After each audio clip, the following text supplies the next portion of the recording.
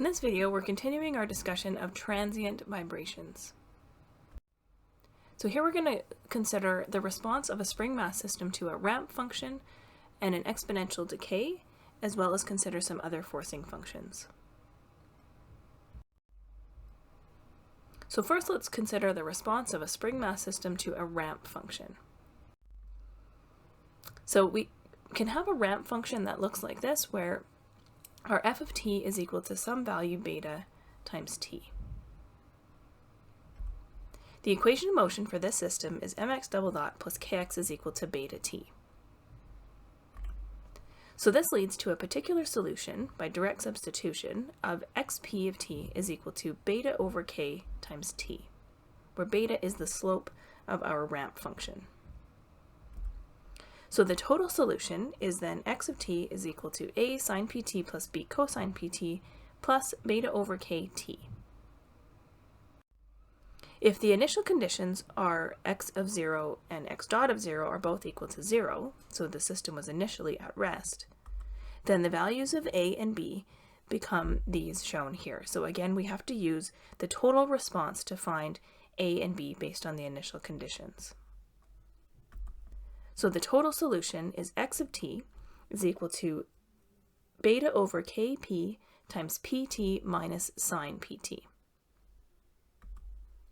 So we get something that looks like this. We have this increasing function because of the pt, and we have this oscillating piece over top of it due to the sine pt.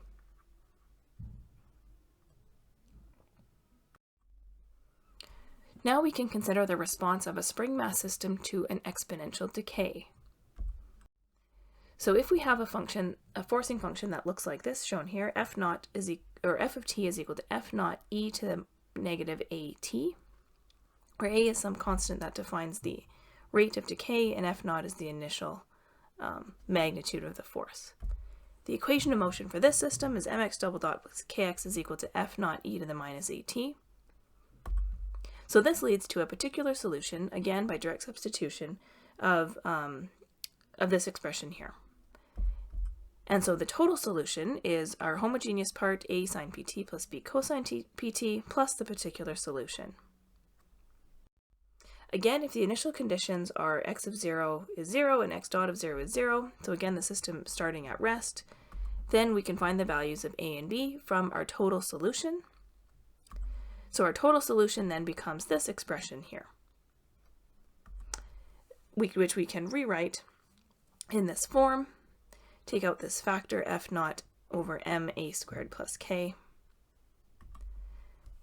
And we can write it as f naught over k times 1 over 1 plus a over p squared times this function of t with a sine pt and a cosine pt and an exponential e to the minus at. If the initial conditions are 0, as we said, then the response to the exponential decay is looks like this when we plot it.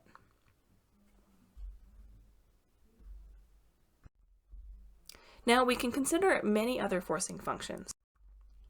So we've looked at the following forcing functions so far. Harmonic, which we talked about in chapters 4 and 5.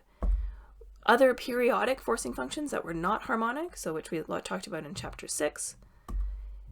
And now in this chapter we've looked at so far step functions, including impulsive loads. We've looked at ramp functions, and we've looked at exponential decay.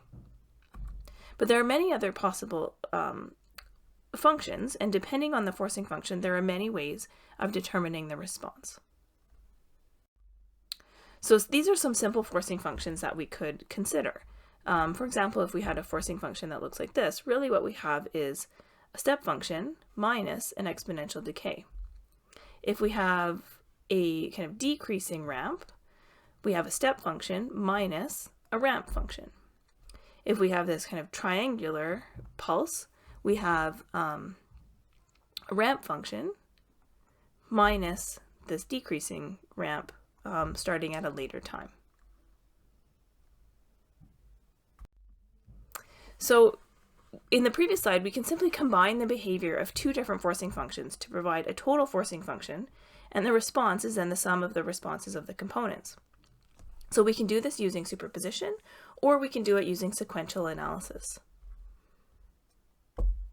Other options also exist for finding the response. And one of those is Laplace transforms, which is extremely useful, but is not actually covered in this class. It is used extensively for control systems, and you may learn about it if you take a controls course. Convolution is another approach based on the response to an impulse load, and we will cover this in the next section, in section 7.5.